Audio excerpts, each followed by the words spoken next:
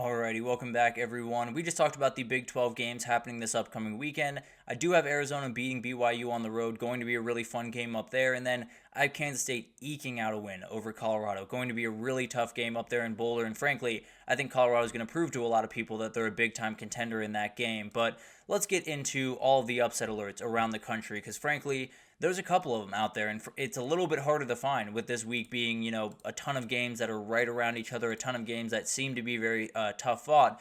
There's still some to find out there, and frankly, this is a huge one. Arkansas State against Texas State, going to be a huge game on Saturday night. And frankly, it's one of those games. Arkansas State is playing really, really good football. As you get deeper in the season, they're becoming one of the better stories in college football because they played a Michigan team very tough early on in the game, got rolled by Iowa State, to be totally fair, but they've started their conference play with a big-time win over South Alabama, and I think this is a very good team. I think they have every ability to play really good defense against an offense that is an absolute nightmare to deal with in Texas State, and I think Jordan McLeod's going to be asked to do a lot in this game. I think he's probably going to be a lot more on him in this game than pretty much any game that he's played, and if he can play mistake-free football, he's going to be in really, really good shape, but Arkansas State can force their fair share of mistakes. They are a very, very good defense, and I think it's one of those things that can you do the same thing to South Alabama that you did to Texas State? It's going to be tougher. There's no two ways about that. I think Texas State has a couple of really good wide receivers. They have a quarterback that's running the offense at a ridiculously efficient level, and then they have a play caller that's going to make life really, really tough for you. So while I think Jalen Raynor is a very good player at quarterback for Arkansas State, I think this defense is very, very solid. I think Texas State just a little bit too much for this team, and the line kind of shows you that, but I am going to pick Texas State to win here. Probably a 1 out of 5 on the upset scale, maybe a 2 out of 5 depending on the way you look at it. But as of right now, I fully expect Texas State to win this game and continue rolling on their way to a possible Sun Belt title. And then we got App State, Louisiana. This is going to be a really interesting game, and it's one of those that App State has been one of the more disappointing teams, especially in the group of five throughout the early parts of this year. They played just a ridiculously bad game against Clemson early on in the year and have not necessarily found their footing all that much. Now, they're playing a little bit better football, but this defense is a little bit all over the place, and they're going to have to find their rhythm. ULL's big win of the year was over Wake Forest at Wake Forest, so a very solid win. Now, their offense has only been held 23 one time in this year. They've been over that every single other week. Maybe that's one of those things that they can exploit on that App State back end. Maybe they can make a couple of big-time plays, and Southern Miss is definitely a better defense than App State. So it's going to be interesting to watch that one unfold, and maybe Louisiana can put up 50, 55 points in this game. But on the other side, App State has plenty ability to run the ball. They just haven't really been able to this year. And frankly, when you have Kanye Roberts and Joey Aguilar and a ton of really good players running the football, I'm kind of confused how they haven't been able to do it. Only 132 yards per game. You're going to have to do more in this game. No two ways about that. And if you can't get it going, then it's going to be a really long day. And frankly, I don't know if they're going to be able to get it going. I don't think App State really has a good shot in this game. I think if you're going to make those 50-50 plays and really kind of make up the gap there, then maybe you have a shot. But if you're playing this one straight up, I think Louisiana wins a lot of the time. So it's going to be an absolute battle. I think it's one of those games that could have a lot to do with what the Sun Belt is going for. Louisiana playing pretty good football, App State trying to get back in the fight, and they got the dudes to do it. But as of right now, this is not a team that's playing great football, and I can't imagine it's going to change against a team like Louisiana that's so good offensively. So it's going to be interesting to watch that one unfold, but I would pick Louisiana in that one, maybe a 2 out of 5, 3 out of 5 on the upset scale, but the reality is I think Louisiana probably gets the win here. Then we get to the interesting ones. We got Utah, Arizona State here, and frankly, what is going on with Cam Rising? I'm a little bit, I don't want to say sick of it because I very much want him to be on the field, but the reality is I'm going to go ahead and lean into he is not playing this weekend. Whenever you have these very cryptic messages from Kyle Whittingham around Cam Rising's health, probably means he's not going to go. So I'm going to go ahead and roll with that one going forward, and I think it's probably a pretty safe bet based on what we've seen in the past. But the reality is Arizona State checks a lot of the boxes of what an upset team could look like, especially in the Big 12. Really good at running the ball. They're at home. They have a quarterback that is plenty prone to make a couple of mistakes in their direction, and maybe you can take advantage of Isaac Wilson in this game. But Sam Leavitt is a very, very good quarterback and one of those guys that I think fits the system at Arizona State very well. Now, he's one of those guys that probably not going to hurt you with his arm too aggressively. Now, he can make a couple of plays here and there, but the real attribute of his is he's very, very gritty. He's very, very tough. He's going to show up every single day and make sure that he plays 100% of what he can every single day and leave everything he can out there. So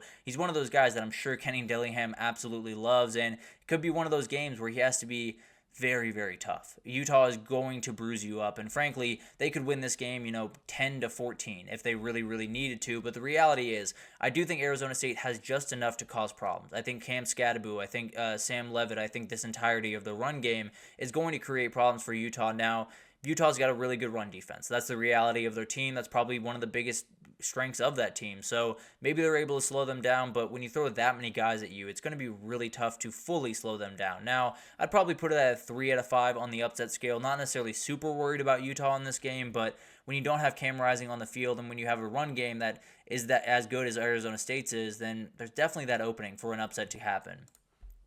Then we got Florida-Tennessee, and this is a fascinating game that's going to be going down in Knoxville this upcoming weekend. And I think you look at this game from face value, you feel pretty good about Tennessee, right? You have a Florida team walking in that has a lot of questions on the field and off the field. You have Tennessee that is coming off a loss and very much wants to get right. Would make sense if Tennessee was able to handle business, but you look a little bit deeper into this game, it's not quite as clean as you want it to be for Tennessee because I don't really know the full approach of this team offensively. Now, they're going to run the football. That's what they do. That's what Josh Heupel's always done while at Tennessee, but I think they just got to get more out of Nico, and some of it is scheme-based, some of it's the wide receivers not getting great separation, some of it's him overthinking.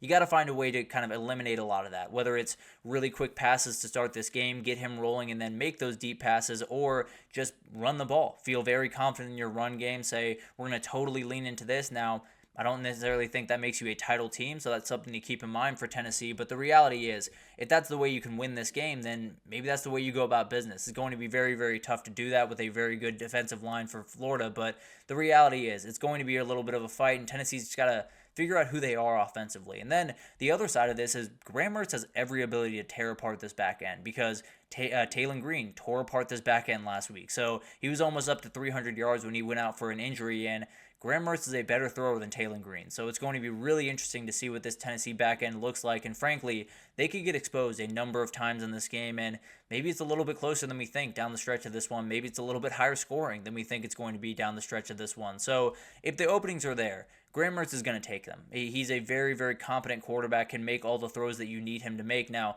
downfield's going to be a little bit tougher, but if you make those quick throws in the open field, you're going to have every ability to make some plays. Now, on the other side, you got to figure out what Tennessee's offense is. You have to figure out exactly how they're going to go about business, and it's going to be an interesting game here because Florida is an attackable defense, no two ways about that, but you're going to have to make sure that you don't get off schedule at any point because one big play could totally change this game and could kind of take this crowd out of it just a little bit. So Florida has a shot here, no two ways about that. The last time they were up in Knoxville, they got absolutely bullied from start to finish. So maybe they have a little bit more of a chip on their shoulder, want to get that big time win.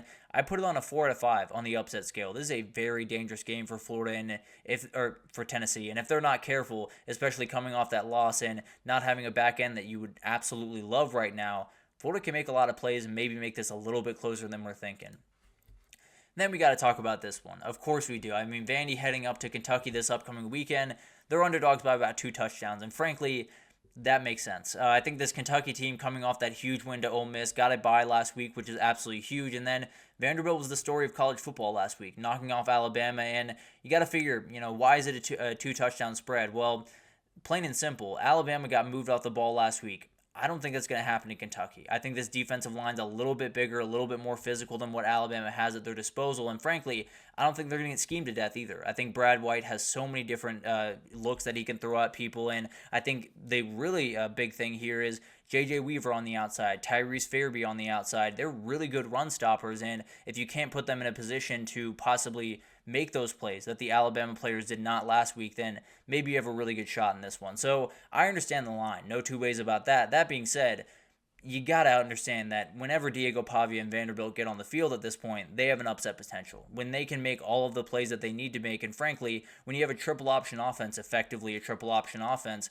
that you're running, and Diego Pavia is making all the right plays, there's not a defense in the country that's really going to be able to stop it. Now, there's some that are going to be able to counter it much better than Alabama did, but at the end of the day, you're going to be able to make your plays, and if Diego Pavia is hitting all the right buttons, you're not stonewalling this offense. That's just a reality of playing them. So this is a weird one. My football brain tends to tell me that Kentucky wins a rock fight in this one, if I'm being honest, and Kentucky wins. Probably doesn't cover the spread, but maybe wins. But my heart tells me Diego Pavia. Just pick him until he proves me wrong. But the reality is I'm going to put this one on a 4 to 5 on the upset scale. I think has every ability to be a big-time upset. And then maybe Vanderbilt just continues rolling on in the SEC. One of those things that you don't expect it to happen. You do expect them to kind of fall back down to earth a little bit this week. But if they win, then maybe the Commodores are going to have a little bit more to say in the SEC than we once thought, even right now, than I think. But this one, it is a 5 out of 5. This is no question. It's period, end of story. This is a 5 out of 5 on the upset scale because, frankly, if I could go higher, I would. But the reality is, you look at this game, it does not make sense. There is nothing about this game that makes sense. When they step into that building in the Cotton Bowl, Texas and OU become totally different teams. And the really good team becomes a little bit worse, and the not-so-good team becomes a little bit better. I realize I left out Oklahoma's ranking. Apologies. They're number 18 in the country. But in 2015... a not good Texas team beat a really good Oklahoma team in that building 24-17, and that's a potent offense for Oklahoma back in the day. So it's going to be interesting to see how this game goes, but this game makes no sense. That's the reality. And frankly, you look at the numbers of this game. It's very hard to find an Oklahoma advantage. It's very hard to find anywhere where Oklahoma has the decided advantage in this game. I mean, Texas definitely has the better quarterback, definitely has the better O-line, definitely has the better wide receivers in this game, and frankly, overall, I tend to believe that, and then has the better D-line, has the better running backs. It's going to be a nightmare for Oklahoma to win this game. That being said, doesn't matter. It doesn't matter how many stats go in Texas' direction. It doesn't matter how many position battles go in Texas' direction. This game does not make sense. It's always an upset alert. It's always one of those games that could go sideways. And frankly, seeing a 14-point spread in this game is absolutely insane. But the logic would tell you that Texas should be able to win this game, but logic ceases to exist in the Cotton Bowl on that Saturday. So it's going to be crazy. I feel pretty confident in that. I don't know if Texas is going to be able to really pull away in this game, but who knows? Maybe I'm going to look foolish for putting it on here, but there was very little chance. I was not at least including Oklahoma and Texas in this one. So it's going to be interesting to watch all those games. Frankly, the upset alerts are a little bit fewer and further between this weekend when you talk about all of the really, really close matchups that we're going to get. A little bit harder to find the ones that are going to be crazy endings. But at the end of the day, feel pretty good about the 6 that I gave. But let's take our final break here. When we come back, we're just going to get to all the games we haven't had a chance to touch on yet, and one game that we probably could have touched on earlier, but I'll break down exactly why I didn't right after this, so stick with us.